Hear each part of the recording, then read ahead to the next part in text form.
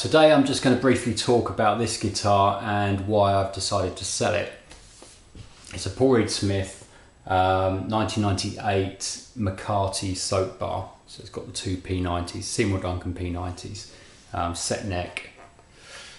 Yeah, brilliant guitar, but I've just decided I'm going to let this one go because I recently got a hold of a telly which used to belong to me years and years ago, a Japanese Telecaster, and part of the reason I bought this in the first place was to be a little bit like a telly, because I know they're sometimes people say that they're going that sort of way, these guitars, but it's not as much like a telly as the telly I just bought, obviously, so it's a bit redundant, this one now.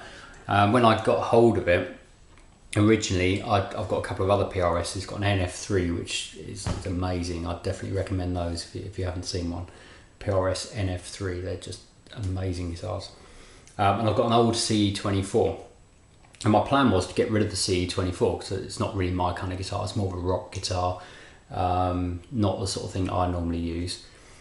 This is much more my kind of guitar, you'd think, but I can't bring myself to get rid of that CE, whereas this, I'd quite happily see this go. The main thing I like about this is the look of it. I think it looks great, but I'm not going to keep it just for that. I'll just hang on to a photo of it.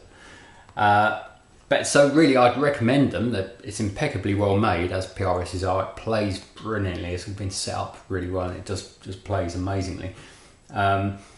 Although it doesn't play as well as the NF3 I've got. That's the best playing guitar I've ever had. And machine heads are great. They're sort of, they're non-locking, which I quite like. Non-locking machine heads, they work really well. Can't fault it. It's a nice weight. It's not very heavy. But yeah, I was thinking the other day, if I'm taking some guitars to a session to record or a gig, I've got a few other guitars, and this one would never be one that I'd pick up to take, I don't think. I've got others that will do the job I want them to do better than this one.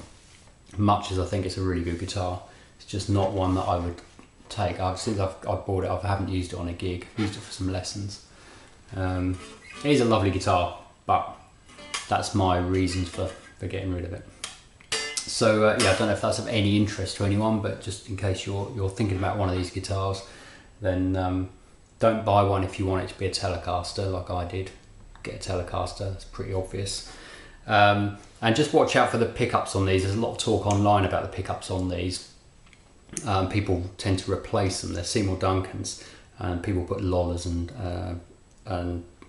other makes. Can't think of the ones I've seen that people have put in there, but maybe old Gibson P90s would be good. But these are just a bit high output, really.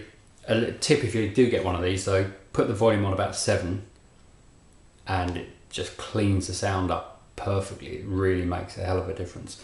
So on 10, the neck pickup in particular is just too full on, I think. But if you put it on about 7 or 8, if you're into single coils and you just want these to act like big single coils, which they kind of are, then put the volume on about 7, and it really livens the guitar up a bit in a way. It cleans it up. It really makes a difference. Anyway, so yeah, it's going to go.